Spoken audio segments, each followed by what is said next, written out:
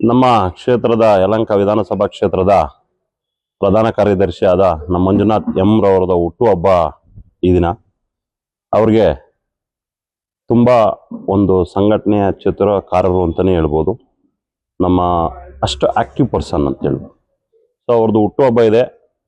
ಅವ್ರಿಗೆ ದೇವರು ಚಾಮುಂಡಿ ತಾಯಿ ಆರೋಗ್ಯ ಐಶ್ವರ್ಯ ಒಳ್ಳೆಯ ಒಂದು ಹುದ್ದೆನ ಕೊಡಲಿ ಅಂತೇಳಿ ಈ ದಿನ ನಾವೆಲ್ಲರೂ ಕೂಡ ಅವ್ರಿಗೆ ಶುಭ ಹಾರೈಸ್ತೀವಿ. ಅವ್ರಿಗೆಲ್ಲ ಸಕಲ ಸಂಪತ್ತು ಕೂಡ ಕೊಡಲಿ, ದಷ್ಟಪುಷ್ಟವಾಗಿ ಹೋರಾಡಲಿಕ್ಕೆ ಮತ್ತೊಂದಕ್ಕೆ ಅವರ ನಮ್ಮ ಶಾಸಕರಿಗೆ ಬೆನ್ನೆಲುಬಾಗಿ ನಿಂತಿದ್ದಾರೆ. ಅವ್ರಿಗೆ ಧನ್ಯವಾದಗಳನ್ನ ಶುಭ ಹಾರೈಸ್ತಾ ಇದ್ದೀವಿ. ನಾವು ಬರ್ತಡೇನ ನಮ್ಮ ಶಾಸಕರದ್ದು ಬರ್ತಡೇನ ಅದ್ದೂರಿಯಾಗಿ ಆಚರಣೆ ಮಾಡಿದ್ವಿ. ಬಹಳ ಸುಮಾರು ಒಂದು 45,000 ಜನ ಆಗುವಷ್ಟು ಪಾಲ್ಗೊಂಡಿದ್ರು. ಸೊ ಅದ್ದೂರಿಯಾಗಿ ಯಶಸ್ವಿಯಾಗಿದೆ. ಊಟ ಖಾಲಿ ಆಯ್ತಾ ಸರ್?